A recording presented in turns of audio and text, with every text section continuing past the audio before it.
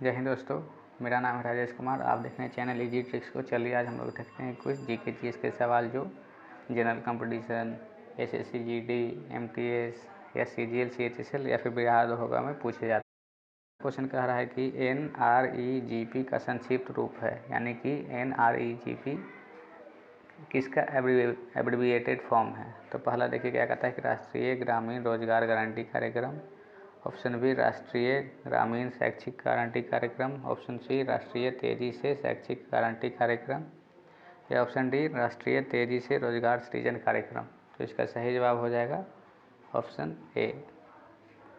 Question number 28 देखिए क्या कहता है कि भारत में कागजी मुद्रा जारी करने का एकमात्र अधिकार किसके पास है, यानी कि जो सोल राइट टू इशू होता है पेपर करेंसी वो इंडिया में किसके पास है। ऑप्शन ए भारत सरकार, ऑप्शन बी वित्त आयोग, option C Central Bank of India या ऑप्शन डी भारतीय रिजर्व बैंक। तो इसका सही जवाब हो जाएगा ऑप्शन नंबर डी, यानी भारतीय रिजर्व बैंक होता है जो पेपर करेंसी को इशू करता है इंडिया में। क्वेश्चन नंबर 29 क्या कहता है कि हमारे संविधान के अनुसार राज्यसभा यानी कि कॉन्स्टिट्यूशन के हिसाब से राज्यसभा का क्या होता है। तो ऑप्शन ए 2 साल में एक बार भंग हो जाती है, ऑप्शन बी हर 5 साल में भंग हो जाती है, ऑप्शन सी हर 6 साल में भंग हो जाती है या ऑप्शन नंबर डी विघटन के अधीन नहीं है। तो इसका सही जवाब हो जाएगा ऑप्शन नंबर डी, यानी कि जो हमारा राज्यसभा है वो कॉन्स्टिट्यूशन के हिसाब से Rajya Sabha is not a subject of dissolution, यानी कि विघटन के अधीन नहीं। तो ऑप्शन डी सही हो जाएगा। देखिए क्वेश्चन नंबर 30 क्या कह रहा है कि निम्नलिखित में से कौन सा प्रमुख भारत के न्यायाधीशों ने भारत के राष्ट्रपति के रूप में भी कार्य किया है, यानी कि ऐसा कौन सा चीफ जस्टिस हैं जो प्रेसिडेंट ऑफ इंडिया के रूप में भी काम किए हैं। तो देखिए क्या है, ऑप्शन ए न्यायमूर्ति एम हिदायतुल्लाह, ऑप्शन बी न्यायमूर्ति पीएन भगवती, ऑप्शन सी न्यायमूर्ति मेहर चंद महाजन, ऑप्शन सी न्यायमूर्ति बीके मुखर्जी। तो इसका सही जवाब हो जाएगा ऑप्शन ए, यानी न्यायमूर्ति एम हिदायतुल्लाह वैसे चीफ जस्टिस थे, न्यायमूर्ति थे जो प्रेसिडेंट के रूप में भी काम किए थे। देखिए क्वेश्चन नंबर 31 क्या कहता है कि राज्य सरकार के कानूनी सलाहकार के रूप में जाना जाता है, यानी कि एडवाइजर ऑफ स्टेट गवर्नमेंट किसे कहा जाता है। ऑप्शन ए महाभिक्ता यानी कि advocate general, option B attorney general, option C solicitor general या ऑप्शन डी राज्य लोक अभियोजक। तो इसका सही जवाब हो जाएगा ऑप्शन नंबर ए, यानी कि महाधिवक्ता यानी एडवोकेट जनरल। देखिए क्वेश्चन नंबर 32 क्या कह रहा है कि ईस्ट इंडिया कंपनी पर संसदीय नियंत्रण प्रदान करने के लिए पहला निश्चित कदम उठाया गया था, यानी कि ईस्ट इंडिया कंपनी पर संसदीय नियंत्रण कब उठाया गया था। ऑप्शन ए 1773 के विनियमन अधिनियम के अनुसार, ऑप्शन बी 1784 के पिट्स इंडिया अधिनियम, ऑप्शन सी चार्टर अधिनियम 1793 का या ऑप्शन डी 1813 का चार्टर अधिनियम। इसका सही जवाब हो जाएगा ऑप्शन नंबर बी। लिखित कथनों पर विचार करें। पहला पॉइंट क्या है कि मोहम्मद शाह उर्दू को संरक्षण देने वाला पहला मुगल शासक था। क्वेश्चन नंबर 33 देखिए क्या कहता है कि निम्नलिखित कथनों पर विचार करें। पहला, मोहम्मद शाह उर्दू को संरक्षण देने वाला पहला मुगल शासक। दूसरा पॉइंट, मुगल मलिक मोहम्मद जायसी ने प्रसिद्ध महाकाव्य पद्मावत हिंदी में लिखा। तो क्वेश्चन पूछ रहा है कि ऊपर दिए गए कथनों में से कौन सा या कौन से सही है या सही हैं। पहला केवल एक सही है, बी केवल 2 सही है, सी 1 और 2 दोनों सही हैं या ऑप्शन डी ना तो 1 और ना ही 2 सही। तो देखिए इसका सही जवाब हो जाएगी ऑप्शन सी, यानी कि दोनों का दोनों ऑप्शन सही है, यानी कि मोहम्मद शाह उर्दू को संरक्षण देने वाला पहला मुगल शासक भी था और साथ ही मलिक मोहम्मद जायसी ने प्रसिद्ध महाकाव्य पद्मावत को हिंदी में भी लिखा था। देखिए क्वेश्चन नंबर 34 क्या कह रहा है कि नवाब सिराजुद्दौला और ईस्ट इंडिया कंपनी के बीच संघर्ष का मुख्य कारण क्या था। ऑप्शन ए अंग्रेज़ों ने विरोध किया सिराजुद्दौला के उत्तराधिकार का, ऑप्शन बी अंग्रेज़ों ने दुस्ताक यानी फ्री ड्यूटी पास का दुरुपयोग किया, ऑप्शन सी अंग्रेज़ों ने बंगाल में चंद्रनगर की फ्रांसीसी बस्ती पर हमला किया या ऑप्शन डी ब्लैक होल की घटना हुई थी। इसका सही जवाब हो जाएगा ऑप्शन नंबर बी, यानी अंग्रेज़ों ने दुस्ताक यानी फ्री ड्यूटी पास का दुरुपयोग किया था। क्वेश्चन नंबर 36 कह रहा है कि अंग्रेज़ों ने भारत में रेलवे की शुरुआत की ताकि, यानी कि इंडिया में रेलवे का क्यों इंट्रोड्यूस किया गया था। तो इसका ऑप्शन देखिए ए, भारत में भारी उद्योगों को बढ़ावा दिया जा सके इसलिए। ऑप्शन बी, ब्रिटिश वाणिज्य और प्रशासनिक सुविधा के लिए। या ऑप्शन सी, अकाल के मामले में खाद्य पदार्थों को स्थानांतरित करने के लिए। या ऑप्शन डी, भारतीयों को देश के भीतर स्वतंत्र रूप से स्थानांतरित करने में सक्षम बनाया जा सके इसलिए। तो इसका सही जवाब हो जाएगा ऑप्शन बी, यानी अंग्रेज़ों ने भारत में रेलवे की शुरुआत इसलिए की क्योंकि वो ब्रिटिश वाणिज्य और प्रशासनिक के लिए सुविधा में हो। देखिए क्वेश्चन नंबर 36 क्या कह रहा है कि आर्य समाज की स्थापना की थी, यानी कि आर्य समाज किसके द्वारा फाउंड किया गया था। तो ऑप्शन ए, स्वामी दयानंद सरस्वती ने। ऑप्शन बी, स्वामी विवेकानंद ने। ऑप्शन सी, केशव चंद्र सेन ने। या ऑप्शन डी, ईश्वर चंद्र विद्यासागर ने। तो इसका सही जवाब हो जाएगा ऑप्शन ए। क्वेश्चन नंबर 37 देखिए कि निम्नलिखित कथनों पर विचार कीजिए कि भूमध्य रेखीय महासागरों में पानी की लवणता कम हो जाती है क्योंकि, यानी कि इक्वेटोरियल ओशन में salinity of water come decrease क्यों किया जाता है, क्यों डिक्रीज हो जाता है। तो इसका ऑप्शन ए देखिए पहला पॉइंट, अमेजन और कॉन्गो समुद्र में प्रवेश करते हैं इसलिए। ऑप्शन बी, वाष्पीकरण कम होता है इसलिए। तीसरा, आर्कटिक और अंटार्कटिक का पानी भूमध्य रेखा के पानी के साथ मिल जाता है। या चौथा, भारी वर्षा का। इनमें से बताना है कि कौन सा सही हो जाएगा। तो देखिए कि पहला बता रहा है कि 1, 2 बी, तीसरा और चौथा सी पहला और तीसरा, डी पहला और चौथा। तो इसका सही जवाब हो जाएगा ऑप्शन नंबर 4, यानी पहला और चौथा सही है। यानी कि भूमध्य रेखीय महासागरों में पानी में लवणता कम हो जाता है क्योंकि अमेजन और कॉन्गो समुद्र में प्रवेश करते हैं और साथ में भारी वर्षा भी होता है। क्वेश्चन नंबर 38 देखिए क्या बोलता है कि ज्वारीय रेंज दर्शाता है। ज्वारीय रेंज यानी टाइडल रेंज क्या डिनोट करता है। समुद्र के पानी की वृद्धि और तट की ओर इसकी गति। ऑप्शन बी, समुद्र के पानी के गिरने और समुद्र की ओर इसकी गति। ऑप्शन सी, गुरुत्वाकर्षण बल के कारण समुद्र में पानी का बढ़ना और गिरना। ऑप्शन डी, उच्च और निम्न जोर के बीच का अंतर। तो इसका सही जवाब हो जाएगा ऑप्शन नंबर डी। सही जवाब हो जाएगा ऑप्शन नंबर डी, यानी कि जो टाइडल रेंज होता है वो दिखाता है हाई टाइड और लो टाइड का डिफरेंस। क्वेश्चन नंबर 39 देखिए कि रेडिलियन ओज की गहराई में होते हैं, यानी कि कितने की गहराई में रेडिलियन ओज को नापा जाता है। ऑप्शन ए, 600 से 1200 फैटम्स।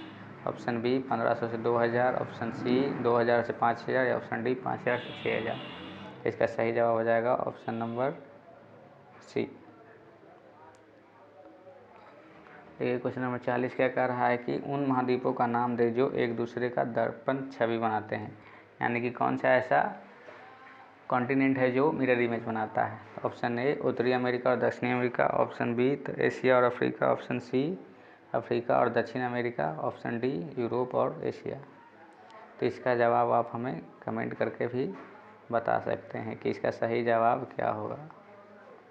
देखिए क्वेश्चन नंबर 41 क्या कहता है कि डालिया एक प्लांट में कौन सा जड़ पाया जाता है। तो A, tuberous root. B, fusiform root. C, fasciculated root. या डी, शंक्वाकार रूट। तो इसका सही जवाब हो जाएगा option number C, fasciculated root, यानी डालिया प्लांट में फैसिकुलेटेड रूट पाया जाता है। 42 देखिए क्या कहता है कि चावल का लीफ स्पॉट रोग है, यानी कि जो चावल में जो पत्ते में रोग होता है जिसको लीफ स्पॉट कहा जाता है वो किसके कारण होता है। ए, कवक। B, bacteria. C, virus. या फिर डी, इनमें से कोई नहीं। तो इसका सही जवाब हो जाएगा बैक्टीरिया, यानी कि चावल में जो लीफ स्पॉट होता है वो बैक्टीरिया के कारण होता है। चलिए हम लोग देखते हैं कि क्वेश्चन नंबर 43 क्या कहता है। क्वेश्चन नंबर 43 कह रहा है कि विद्युत क्षेत्र की तीव्रता की इकाई के कारण क्या होता है। तो ये क्वेश्चन यहाँ पर मिसप्रिंट है कि यहाँ पर हो जाएगा विद्युत क्षेत्र की तीव्रता की इकाई क्या होता है, कारण नहीं, यहाँ पर हो जाएगा क्या होता है। तो विद्युत क्षेत्र की तीव्रता का कारण चलिए देखते हैं। ऑप्शन नंबर ए क्या है कि न्यूटन पर कूलम। ऑप्शन बी, जूल पर कूलम। C, volt metre. या D, newton metre.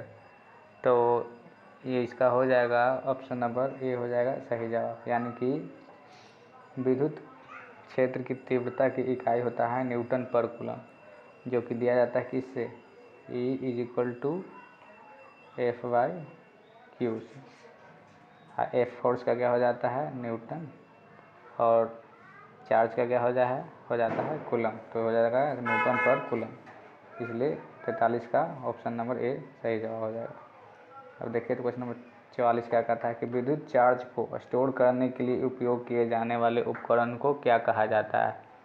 Option A प्रेरक, ऑप्शन बी कैपेसिटर, सी ट्रांसफार्मर, डी ट्रांजिस्टर। तो इसका जवाब आपको कमेंट करके देना है। तो इसका जवाब आप कमेंट में लिख कर दे सकते हैं कि विद्युत चार्ज को स्टोर करने के लिए उपयोग किए जाने वाले उपकरण को क्या कहा जाता है। तो देखिए क्वेश्चन नंबर 45 क्या कहता है कि हार्ड डिस्क ड्राइव माना जाता है भंडार, किस भंडारण को, मतलब कौन सा ऐसा डिवाइस होता है जिसको हार्ड डिस्क ड्राइव भी कहा जाता है, कौन सा स्टोरेज डिवाइस को। Option number A flash, B गैर वाष्पशील, सी अस्थाई, डी गैर अस्थाई।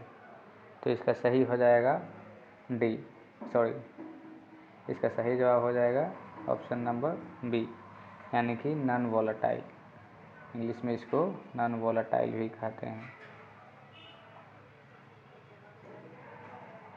नॉन वोलेटाइल कहते हैं। देखिए क्वेश्चन नंबर 46 क्या कहता है कि H2O द्रव है और H2S गैस है, ऐसा क्यों। यानी कि H2O नॉर्मल रूम टेम्परेचर पे क्या होता है, लिक्विड होता है, और H2S गैस होता है, तो ऐसा क्यों होता है। तो ऑप्शन ए सल्फर की तुलना में ऑक्सीजन अधिक मजबूत हाइड्रोजन बॉन्ड बनाता है। ऑप्शन बी देखिए क्या कहता है कि ऑक्सीजन सल्फर की तुलना में कम विद्युत ऋणात्मक होती है। ऑप्शन सी ऑक्सीजन की परमाणु त्रिज्या सल्फर से कम होती है, या ऑप्शन डी ऑक्सीजन की परमाणु त्रिज्या सल्फर से अधिक होती है। तो इसका आंसर हो जाएगा ऑप्शन ए, यानी कि H2O यानी कि जो वाटर है वो रूम टेम्परेचर पर लिक्विड होता है, जबकि H2S गैस होता है। ऐसा इसलिए होता है क्योंकि सल्फर की तुलना में ऑक्सीजन क्या होता है, अधिक मजबूत हाइड्रोजन बॉन्ड बनाती है। किसके साथ, हाइड्रोजन के साथ ऑक्सीजन ज़्यादा स्ट्रॉन्ग बॉन्ड बनाता है। क्वेश्चन नंबर 47 देखिए क्या कहता है कि भौगोलिक क्षेत्र के निम्नलिखित जोड़े में से कौन सा हमारे देश में अधिकतम जैव विविधता दर्शाता है। ऑप्शन ए कच्छ के सुंदर वन और रन, पूर्वी घाट और पश्चिमी बंगा, पूर्वी हिमालय पश्चिमी घाट, या ऑप्शन नंबर डी केरल और पंजाब। तो इसका सही जवाब हो जाएगा ऑप्शन सी पूर्वी हिमालय और पश्चिमी घाट। देखिए क्वेश्चन नंबर 48 क्या कहता है कि पीसी शब्द का अर्थ है, यानी कि पीसी शब्द का क्या अर्थ है। तो पीसी यानी कि ये पीसी का क्या फुल फॉर्म होता है। तो पीसी का क्या हो जाएगा, देखिए ऑप्शन नंबर क्या कहता है कि निजी computer, option B personal computer, C पेशेवर कंप्यूटर, या डी पर्सनल कैलकुलेटर। तो इसका सही जवाब हो जाएगा option B personal computer. PC का फुल फॉर्म क्या कहा जाता है, पर्सनल कंप्यूटर। अब देखिए 49 क्या कहता है, निम्नलिखित में से कौन सा संगठन वैश्विक व्यापार के नियम जारी करता है। तो ऑप्शन पहला हो जाएगा विश्व बैंक, बी विश्व व्यापार संगठन, ऑप्शन सी विदेशी मुद्रा डीलर एसोसिएशन, डी महानिदेशालय और विदेश व्यापार। तो इसका सही जवाब हो जाएगा ऑप्शन बी, यानी विश्व व्यापार संगठन है जो ऐसा संगठन वो वैश्विक व्यापार के नियम जारी करता है, यानी कौन किस देश के साथ कैसा व्यवहार रखेगा अपना व्यापार करने के लिए। ऑप्शन नंबर 50 क्वेश्चन नंबर 50 देखिए क्या कहता है कि वॉर एंड पीस पुस्तक किसने लिखी थी। यानी कि क्वेश्चन नंबर 50 कह रहा है कि वॉर एंड पीस पुस्तक किसने लिखी थी। Option A Khushwant Singh, option B Mikhail Sholokhov, option C count Leo Tolstoy, या ऑप्शन डी साउल बोलो। तो इसका सही जवाब हो जाएगा option number C count Leo Tolstoy ने ही वॉर एंड पीस पुस्तक लिखा था। ऐसे ही इंटरेस्टिंग क्वेश्चन के लिए हमारे चैनल को लाइक एंड सब्सक्राइब कर दें। धन्यवाद।